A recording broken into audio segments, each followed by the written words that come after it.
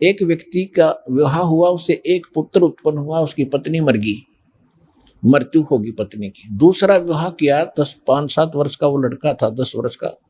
उसके बाद दूसरा विवाह किया, उससे एक संतान हुई पुत्र रूप में, फिर भी उसकी पत्नी की भी मृत्यु होगी, स्वयं भी मृत्यु होगी। अब बड़े लड़के का विवाह कर चुका था, वो बड़े लड़के का विवाह हो गया था, छोटा लड़का 10-12 वर्ष का था। उस समय उसका माता पिता दोनों की मृत्यु होगी। वो पिता को तो एक था, माँ थी दो मायाओं के थे, पिता एक था। अब बड़े का जो विवाह हो गया था, उसकी पत्नी थी, उधर से छोटा लड़का जो था वो बीमार हो गया।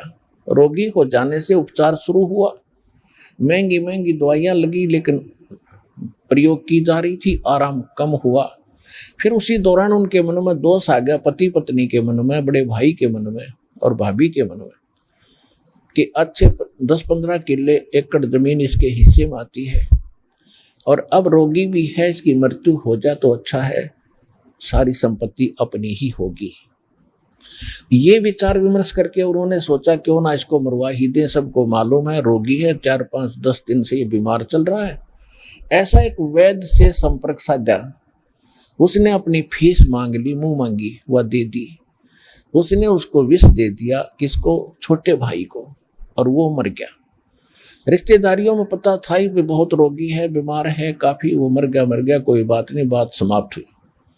अब 1 वर्ष के बाद उनके एक पुत्र उत्पन्न हो गया, और पुत्र को बड़ी अच्छी तरह लाड से पाला पोसा, बहुत अच्छा खिलाया पिलाया, दूध भैंस रखे, गाय रखे, और बहुत ही चंद दिनों में वो 10-12 12 वर्ष की आयु में विवाह कर देते थे।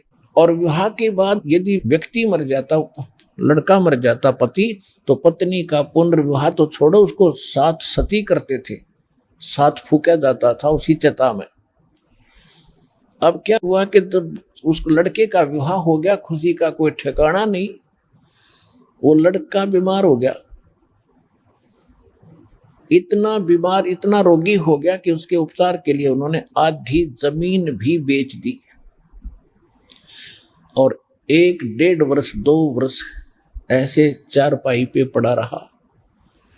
एक दिन उसका पिता बैठा था, लड़के ने कहा कि भाई साहब, अब मेरी लकड़ियों का और मेरे कफन का प्रबंध कर ले, अब मैं जा रहा हूं। उसके पिता ने कहा, बेटा मैं तेरा बाप हूं, भाई नहीं हूं। उसने पहले तो ये सोचा बीमार है, इस करके इसकी अकल खराब होगी, मुझे भाई कह रहा है, मानसिक संतुलन बिगड़ गया।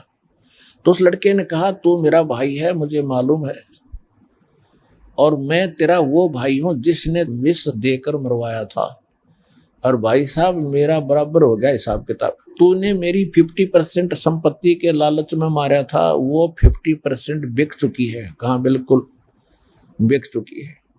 अब तेरा और मेरा इतना बैलेंस है, मेरी लकड़ी और कफन का, अब तैयारी कर ले। अब उसके पैरों तले की जमीन खिसक गई, बड़ा शर्मिंदा हुआ।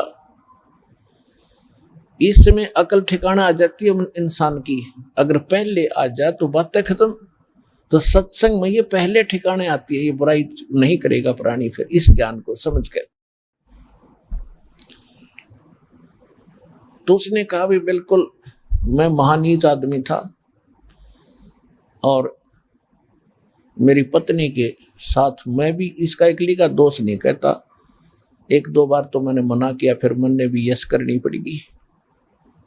और ठीक अभी हमने जिस जैसा किया, हमें यह सजा सही मिलेगी, और भगवान ने देनी चाहिए थी।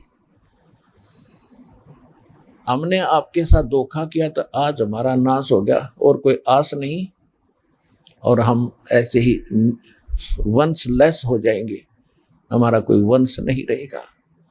लेकिन एक बात बता, हमने जो करा वो भर लिया, ठीक है, लेकिन जो तेरा विवाह हुआ जिस लड़की के साथ, अब तेरी मृत्यु के उपरांत इसको जिंदा फूका जाएगा तेरे साथ में। इस बेचारी ने कौन सा पाप कर दिया जो आज या जिंदा जलाई जाएगी? तब लड़के ने कहा कि वो वैद्य कहाँ है जिसने मुझे विष दिया था, कि वो तेरे 2-3 वर्ष के बाद उसकी मृत्यु हो गई थी। उसने कहा लड़के ने कि ये वही दुष्ट आत्मा है, वो वैद्य, आज ये जिंदा फूकी जाएगी। एक लेवा एक देवा दूतम, कोई किसी का पिता न पूतम। ऋण संबंध जुड़ा एक ठाठा, अंश में सब 12 बाटा। ये सत्य कथा है, 100% सत्य है, भगवान का विधान है। यह आपके कब समझ में आवेगी? क्योंकि इसीलिए ये पढ़ाई जा रही है अध्यात्म और सूक्ष्म वेद ज्ञान की। तो यहां बताया है कि जिनके संतान नहीं उनका कोई लेन देन शेष नहीं है। अब बगैर ज्ञान के वो एक मुकदमा और मोल लेते हैं। किसी के लड़के ने गोद लेंगे, अब बुढ़ापे में हमारी सेवा करेगा। अब देखो, सेवा तो आपके संस्कार ने करनी और करवानी है। भक्ति कर रहे हो तो भगवान सेवा करेगा, तो किससे तो करवा, वो उसका काम है, आपका नहीं, उस पर छोड़ दो आप। अब क्या होगा, लड़का गोद ले लिया, फिर विवाह कर दिया, पुत्र वधू आ गई, उसकी पत्नी आ गई। अब घर ऐसा कोई नहीं, माता पिता से भी बच्चों का कई बार कवा सुनी हो जाती है, घर में झगड़ा हो जाता है। तो उस समय वो क्या सोचेंगे कि हे भगवान, आज मेरा अपना बेटा होता तो आज ये ऐसी बातें करते हैं। यह स्वाभाविक है, अपना होता वो भी इसे टिंडे दे हो। बिना ज्ञान बिना भक्ति का इंसान तो सारे पट्टेगा, कितना हो जाए। तो उसके मन में फिर ये दोष रहता है कि हे भगवान, मेरे संतान हो जाती, हे परमात्मा, वो भी लास्ट में वह बीमारी फिर रहेगी नो की नो। बता, हे भगवान, मेरे बच्चे ना पैदा हुए। और फिर बिना भक्ति बिना ज्ञान का इंसान वो मर जाती है, वह औरत, पत्नी, वह बेटी, बहन, माई। आदमी तो थोड़ा सा संतोष कर भी लेता है, लेकिन माई नहीं सहन कर सकती, अपने आप को बांझ कुआना पसंद नहीं करती। और वो तो जो हो गया, उसका इलाज क्या है? अंत में वो इसी चिंता में, इसी टेंशन में मृत्यु हो जाती है कि मेरा संतान नहीं हुई। फिर देखना इस काल का जाल कितना भयंकर है, इतना दुष्ट है।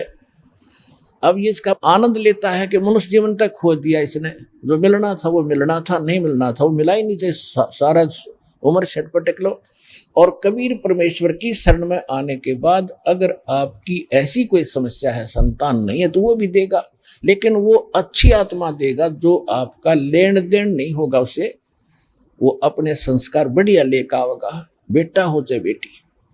ये तो अब वर्तमान के जो परमात्मा का विधान ये अलग है, लेकिन उसको पूरा करता है दास पहले, कि वो मृत्यु के बाद वो माई, वो बहन जिस इस टेंशन में मर जाएगी, हाय मेरा संतान ना हुई, हाय मेरा संतान नहीं, अगले जन्म में काल उसको कुतिया बनाओगा, कुतिया, और एक सीजन में 8 पैदा करेगी। अगले तो पूरी कर ले अपनी सारी टेंशन, वह कसर काट ले पैदा करने की, और फिर अगले जन्म में बनाओगा सूरी, 12 इकट्ठे पैदा करेगी। तो यह है भाई यहाँ का जाल, जब समझा जा तो ये काल का जाल है।